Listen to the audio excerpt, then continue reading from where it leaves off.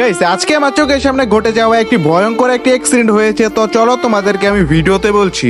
Guys আজকে দুপুরের দিকে আমি ভাবছিলাম আমার চুলগুলো যেহেতু বড় হয়ে গেছে এই জন্য আমার চুলগুলো কাটা উচিত, তো যেই আপনার সেই কাজ। এরপর আমি আমার সাইকেলটাকে ভালো করে দেখছিলাম সবকিছু ঠিকঠাক আছে কিনা, আর আমার সাথে রয়েছে আমার ক্যামেরাম্যান, আর বেশিরভাগ ভিডিওগুলো ওই শুট করে দেয় আমাকে। তো এখন আমি বাজারের উদ্দেশ্যে রওনা দিয়ে দিলাম, আর আমার ক্যামেরাম্যান দেখেন কিভাবে সাইকেল চালাচ্ছে, মানে সে সাইকেলে বসে কেটিএমের ফিল নিচ্ছে।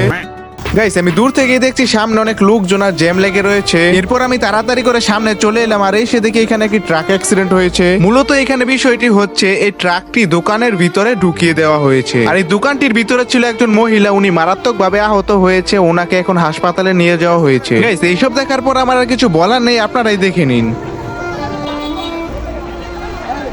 গাইস এখন আমি চলে এলাম সেলুনে, আর যেহেতু আমি বাবরি চুল রাখবো এই জন্য আমি বললাম বাবরির ছেলে চুলগুলো কেটে দেওয়ার জন্য। তো ফাইনালি আমার চুল কাটা হয়ে গেছে, আর তোমরা কমেন্টে বলে যে আমার চুল কাটাটা কেমন হয়েছে। তো আজকের জন্য বাই।